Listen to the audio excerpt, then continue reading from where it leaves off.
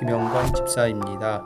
민수기 25장입니다. 이스라엘이 싯딤에 머물러 있더니 그 백성이 모압 여자들과 음행하기를 시작하니라. 그 여자들이 자기 신들에게 제사할 때에 이스라엘 백성을 청하매 백성이 먹고 그들의 신들에게 절함으로 이스라엘이 바알 부올에게 가담한지라. 여호와께서 이스라엘에게 진노하시니라. 여호와께서 모세에게 이르시되 백성의 수령들을 잡아 태양을 향하여 여호와 앞에 목매어 달라. 그리하면 여호와의 진노가 이스라엘에게서 떠나리라. 모세가 이스라엘 재판관들에게 이르되 너희는 각각 바알 부올에게 가담한 자들을 죽이라 하니라. 이스라엘 자손의 온 회중이 회막문에서 울 때에 이스라엘 자손 한 사람이 모세와 온 회중의 눈앞에 미디안의 한 여인을 데리고 그의 형제에게로 온지라. 제사장 아론의 손자 엘르아살의 아들 비스하스가 보고 회중 가운데에서 일어나 손에 창을 들고 그 이스라엘 남자를 따라 그의 막사에 들어가 이스라엘 남자와 그 여인의 배를 꿰뚫어서 두 사람을 죽이니 연병이 이스라엘 자손에게서 그쳤더라. 그 연병으로 죽은 자가 24,000명이었더라.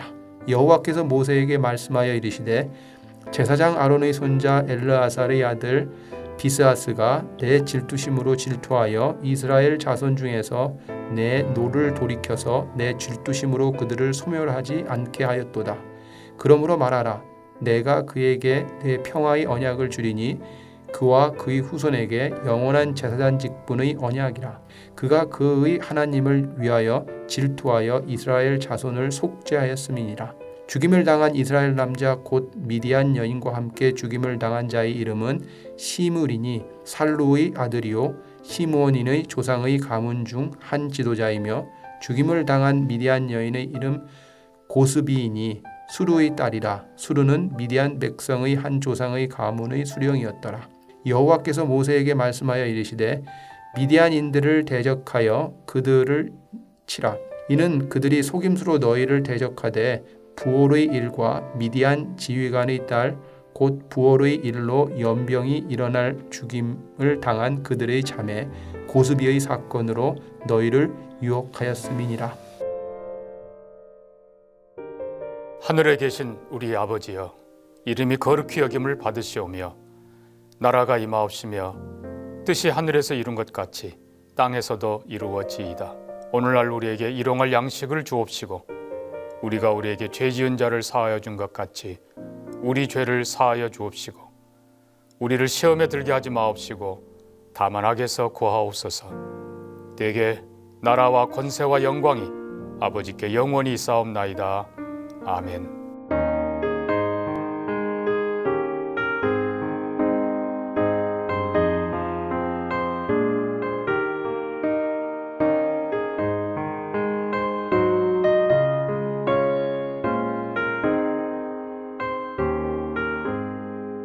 나의 영원하신 기업 생명보다 귀하다. 나의 갈 길 다가도록 나와 동행하소서. 주께로 가까이 주께로 가오니 나의 다가도록 나와 동행하소서.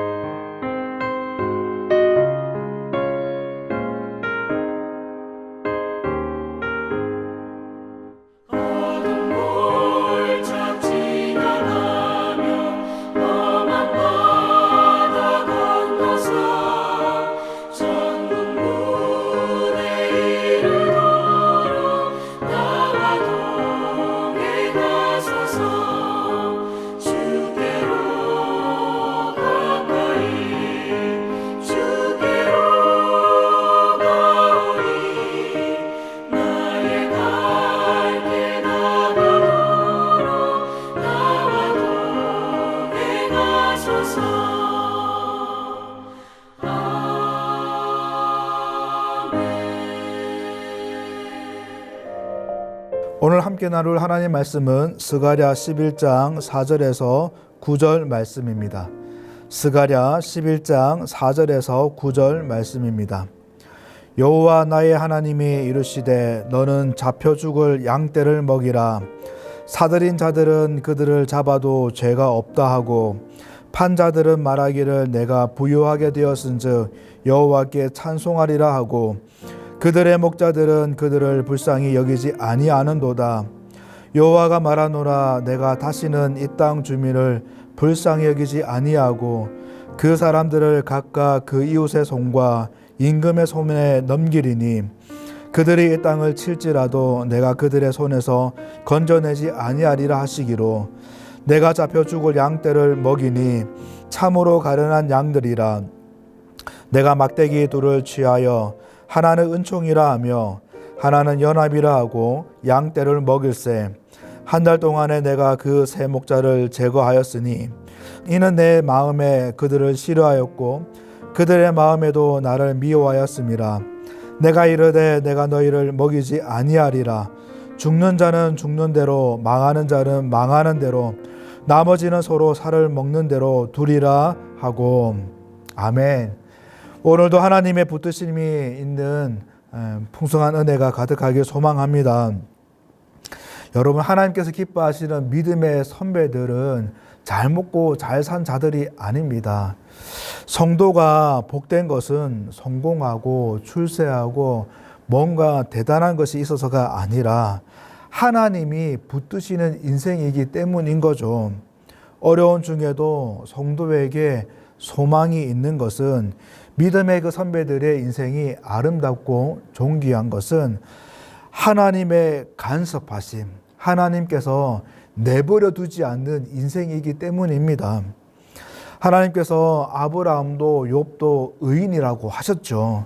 그러나 가만히 생각해 보면 그들도 우리와 똑같은 성정의 사람이고 똑같이 허물이 많고 연약함이 많다는 것을 기억할 때에 결국 악인과 의인의 차이는 뭐 그 사람의 됨됨이가 어떻고 그 사람이 성품적으로 조금 더 선하고 바르고 이런 것이 아니라 어떻게 보면 기껏해야 도토리 키재기 자지 않습니까? 그런 것에 있지 아니하고 하나님의 간섭이 있느냐 없느냐, 누구는 하나님께서 그냥 내버려 두는 인생이고 누구는 하나님이 개입하시는 인생이고 그 차이에 있다고 봅니다. 여러분, 그래서 인생에서 최악의 이 결말은 정말 무서운 심판은 다른 것이 아니라 하나님이 내버려 두신다는 거예요. 오늘 하나님께서 스가랴에게 한 가지 새로운 사명을 주십니다. 4절에 너는 잡혀 죽을 양떼를 먹이라 라고 하시죠. 양떼를 먹이고 살피는 목자의 사명을 다시 주십니다. 그런데 의미심장한 것은 그 양떼들 앞에 어떤 수식구가 있냐면은 이 양떼들은 그냥 양떼가 아니라 잡혀 죽을 양떼라고 표현되어 있습니다. 하나님께서 스가랴에게 돌봐라 하시는 이 양떼들은 배부르고 등 따신, 그래서 늘 행복하고 걱정 없고 늘 만족에 겨운 그런 찬란한 그런 봄바람을 살랑살랑 핑해오는 그런 거와 같은 그런 양떼들이 아니라 잡혀 죽을 양떼들입니다. 생명의 위협이 있고 생사의 기로에 있는 그 살얼음판에 있는 위기가 뒤엎은 그런 양떼들, 두려움과 겁에 질려 있는 양떼들입니다. 여러분, 왜 이런 일이 일어나냐면 5절에 사들인 자들은 그들을 잡아도 죄가 없다 하고 판자들은 말하기를 내가 부유하게 되었은즉 여호와께 찬송하리라 하고 그들의 목자들은 그들을 불쌍히 여기지 아니하는도다라고 하나님께서 말씀하셨듯이, 이 말씀은 무슨 말이냐면은 양들을 사들인 자들은 자기 돈으로 샀으니 잡아먹어도 그만이다라고 말하고 있는 거고, 양을 파는 자들은 그저 양을 판 것으로 돈을 벌었으니 재산을 늘렸으니 하나님을 찬송한다라는 이 말입니다. 결국 여러분 이들은 양들을 생각하지 않는 자들이에요. 그들에게 있어서 양은 그저 자기 소유물이고 상품일 뿐이지 양들을 돌보는 모습도 없을 뿐더러 생각조차 없는 그들입니다. 양이야 어쨌든 자기 배부르면 그만이고 자기가 등 따시면 그만인 자들, 하나님의 마음을 모른 채 그저 자기의 부유한 것으로 은혜라고 착각하는 그런 자들이죠. 결국 이들은 자기밖에 모르는 자기 소욕의 욕심만 있는 그런 거짓 목자들입니다. 이 거짓 목자들의 횡포로 죽어가고 있는 양들, 팔려 잡혀가고 있는 양들, 그 양들을 스가랴 너는 돌봐라 라고 하나님 말씀하십니다. 이 양들을 돌보는 참 목자가 되어라 라고 말씀하시죠. 여러분, 이 양떼는 결국 백성들을 말합니다. 그리고 이 목자들, 거짓 목자들, 사들인 자들, 판자들은 거짓 지도자들을 말하는 것이죠.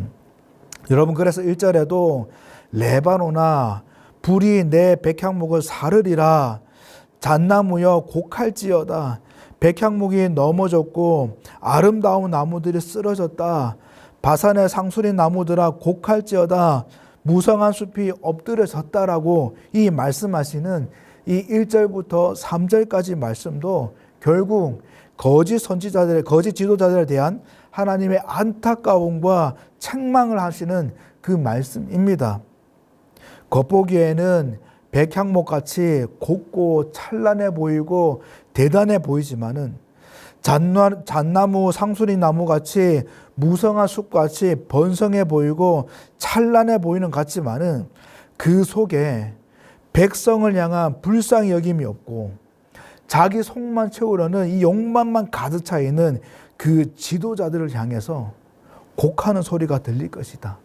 너희들이 쓰러질 것이다. 엎드려질 것이다. 불이 사르게 될 것이다 라고 책망하십니다. 여러분, 사실 이 지도자들의 횡포, 본분을 떠난 이 행동들은 사실 어제 오늘 일이 아니죠. 성경을 보면 역사 속에서 끊임없이 일어났던 것이고 또 계속해서 벌어지고 있는 사태들입니다. 이사야 선지자도 줄기차게 경고를 했고 아모스 선지자도 정의를 떠난 이 지도자를 향해서 불법과 자행을 끊임없이 저지른다고 고발을 합니다. 예수님도 당시 백성들을 살피지 않는 하나님 마음이 전혀 없는 자신의 사리사욕만 채우기에 급급한 이 종교 지도자들에 대한 비판과 회개의 이 말씀들을 얼마나 많이 전하셨습니까? 여러분, 그런데 우리가 이런 내용들을 접목할 때에 우리가 꼭 교회 장로님이 아니고 또 목회자가 아니고 중직자가 아니더라도 이 내용을 우리에게 주시는 말씀으로 적용할 때에 참으로 우리에게는 이 양떼를 보는, 특별히 우리가 꼭 다스리고 돌보는 것이 아니지만은 우리와 함께 신앙생활하고 있는 이 영혼들, 그 영혼들을 바라보는 그 생각과 눈들이 우리에게 얼마나 있는지, 하나님의 눈과 마음이 향하는 그 영혼들을 살피는 그 모습들이 얼마나 있는지, 아니 혹여 생각조차 하는 그 여유조차 없는 우리의 모습을 돌아보게 됩니다.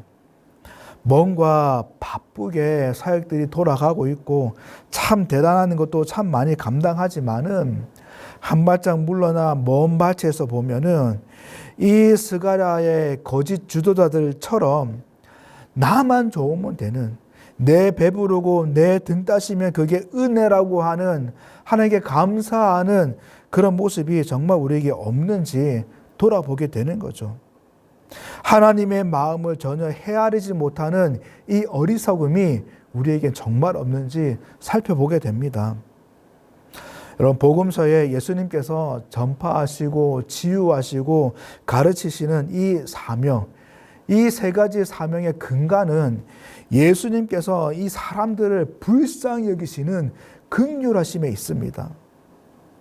성도가 복을 많이 누려서 가진 것도 많고 교회가 사역의 결과물도 너무 좋아서 칭찬도 자자하고 모두가 부러워할 만한 그런 교회가 되었지만 신앙생활도 잘하고 교회에서 좋은 직분도 맡고 사역의 그 활력에 있어서 또 그 현장에 있어서 당신이 없으면 안 된다고 좋은 호평도 받지만은 여러분 그것도 너무나 중요하지만 이 스가랴 말씀을 통해서 하나님께서 정말 통탄해 하신 심정으로 교회와 성도들에게 도전하십니다. 불쌍히 여기는 마음이 있는가? 영혼을 바라보면서 긍휼히 여기는 이 하나님의 마음, 주님의 마음이 정말 우리에게 있는가 지적을 하십니다. 하나님께서 이 스가랴에게 정말 비참한 말씀을 하십니다. 가슴 철렁한 그 말씀을 하시죠. 하나님께 이제 더 이상 이스라엘에게 간섭 안 하겠다고 하십니다. 이스라엘을 내버려 두겠다라고 하십니다. 8절부터 이는 내 마음에 그들을 싫어하였고 그들의 마음에도 나를 미워하였습니다. 9절에 내가 이르되 내가 너희를 먹이지 아니하리라. 죽는 자는 죽는 대로 망하는 자는 망하는 대로 나머지는 서로 살을 먹는 대로 두리라라고 말씀하시죠. 여러분 로마서 1장에 경건하지 못한 자들, 불의한 자들에 대해서 하나님은 심각하게 경고를 하십니다. 24절에 그러므로 하나님께서 그들을 마음의 정욕대로 더러움에 내버려 두사 28절에도 그들이 마음에 하나님 두기를 싫어하며 하나님께서 그들을 그 상실한 마음대로 내버려 두사 합당하지 못한 일을 하게 하셨으니라고 기록되어 있습니다. 내버려 두겠다. 온갖 개차반 속에서 죄악의 그 구덩이 속에서 살아도 나는 이제 내버려 두겠다. 난 가만히 있겠다라고 하세요. 내 속에 그들을 향한 불쌍히 여기는 이 마음을 거두어드리겠다라고 지우겠다라고 하십니다. 여러분 이것만큼 무서운 말씀이 어디 있을까요? 오늘 본문에 하나님은 더 냉혹하게 말씀하세요. 은총과 연합의 맞대기를 주시겠는데 그래서 양떼를 돌보고 회복하는 이 도구인 은총과 이 연합을 주시기는데 참으로 가혹한 것은 10절에 이에 은총이라는 막대기를 취하여 꺾었으니라고 말씀하십니다. 14절에도 내가 또 연합이라는 이 둘째 막대기를 꺾었으니라고 말씀하세요. 양떼를 돌보라고 주신 이 은총과 연합의 도구마저 꺾으시고 이스라엘을 내버려 두겠다라고 하십니다. 이 은총은 사실 하나님과의 관계를 말하는 것이고 연합은 형제들, 함께 연합하고 있는 이 형제들과의 관계를 말합니다. 이 두 가지마저 제거하셔서 없애셔서 마음대로 살도록 내버려 두겠다고 하십니다. 여러분 이게 공동체를 회복해야 하는 이 포로기환한 이스라엘에게 얼마나 치명적일까요? 스가랴는 민족을 다시 세우는 사명으로 섰는데 민족을 다시 재건해야 하는 이 이스라엘에게 이 하나님의 내버려 두심은 얼마나 큰 비극이고 아픔일까요? 그들이 다시 하나님의 백성으로 일어나야 되는데 살아나야 되는데 이 막대한 이 사명 가운데 이게 얼마나 큰 어려움과 비참함으로 돌아올까요? 아마 상상도 안 될 겁니다. 여러분, 이 참담함이 벌어진 이유가 뭡니까? 하나님께서 이렇게까지 극단적으로 말씀하시는 이유가 뭘까요? 여러분, 적어도 이 스가랴 성경, 오늘 본문에서 원인을 찾는다면 그 이유는 분명합니다. 그것이 무엇이냐면은 목자의 사명을 버려서입니다. 지도자들이 양떼를 돌보는 백성들을 돌보는 목자의 사명을 버려서이고 서로가 서로를 돌보는 목자의 사명을 버렸기 때문입니다. 하나님이 이스라엘에게 구원의 약속을 주셨고 그 약속대로 애굽에서 구원을 하셨습니다. 가나안 땅으로 인도하시고 사사기 시대에 그렇게 죄와 뒹굴며 살아가던 이스라엘을 사사를 허락하셔서 그 사사를 통해서 또 구원을 이루시고 그래도 정신을 못 차려니 바벨론이라는 회초리를 들어서 혼을 내시긴 하셨지만은 또 끝내 구원하시는, 그래서 고향으로 돌아오게 하셔서 자유롭게 하시고 민족을 새롭게 재개하시는 기회를 주시고 하나님이 끝까지 붙드셔서 이 이스라엘은 하나님의 불쌍히 여기심을 받았는데 누렸는데 정작 그들 속에는 이 불쌍히 여김이 없는 목자의 심령을 내버린 하나님의 마음을 내버린 이 모습들을 보면서 하나님은 등을 돌리시는 거죠. 내버려 두시는 겁니다. 자기밖에 모르는 자기 욕구와 자기 만족과 나만 잘 살면 된다는 이 생각에 하나님은 그들을 내버려 두시는 겁니다. 적어도 본문에서 확인되는 것은 이스라엘이 하나님의 마음, 목자의 마음을 버리니 하나님도 이스라엘을 내버려 두시는 거예요. 그래서 많은 내용도 있을 수 있겠지만 사실 이스라엘이 공동체를 회복하고 다시 세우는 데 있어서 중요한 것은 이 목자의 마음, 하나님의 마음이 통령되는 겁니다. 하나님의 불쌍히 여기시는 마음이 공동체 가운데 가득 채워지는 거예요. 이것이 이스라엘이 다시금 하나님의 백성으로 아름답게 세워지는 그 회복의 길이며 키가 있는 것입니다. 적어도 오늘 본문을 통해서 확인되는 것은 하나님은 양떼에 관심이 있습니다. 지도자들이 정치를 잘하고 행정을 잘하고 뭔가 사무 처리를 잘하고 그것에 관심이 있는 것이 아니라 하나님은 양떼들에게 마음이 있습니다. 잡혀 죽어가는 그 양떼들을 하나님은 집중하고 계신 거예요. 적어도 본문에 하나님은 양떼 편입니다. 여러분, 본문은 경고이죠. 하나님께서 주의를 주시는 그 대목입니다. 지금 이 일이 닥친다, 당장 이대로 심판이 일어난다, 이게 아니라 이 말씀의 포커스는 뉘우치라는 거예요. 돌이키라는 겁니다. 내 말을 듣고 다시 돌아서면, 다시 돌이키면 다시 정신 차리라고 하는 것에 핵심이 있습니다. 사랑하는 성도 여러분, 하나님께서 오늘 저와 여러분들에게 본문을 통해 다시 사명을 주신다고 생각합니다. 목자의 사명. 내가 꼭 지도자가 되어서가 아니라 나와 함께하고 있는 이들, 꼭 생사의 기로에 서 있는 그런 자들 뿐만 아니라 정말 죽을 것 같은 이 어려움에 처해 있는, 그런 고독에 처해 있는, 내가 얻지 못해서 울부짖는 소리만 가득한 그들, 영적으로 죽음을 향해 걸어가고 있는데, 달려가고 있는데 그것이 죽는 길인지도 모르는 이 무지한 자들, 잡혀 죽을 양떼들, 그들을 생각하고 다시 마음에 품고 살피라고 하십니다. 스가랴에게 하신 것처럼 너는 잡혀 죽을 양떼를 먹이라 라고 사명을 주십니다. 여러분, 우리가 그들을 다 먹여 살릴 수도 없습니다. 내 힘으로 다 그들의 아픔과 문제를 해결할 수도 없는 것이죠. 그런데 여러분, 우리는 기억할 것은 우리는 기도는 할 수 있습니다. 하나님, 저들을 내버려 두지 마옵소서.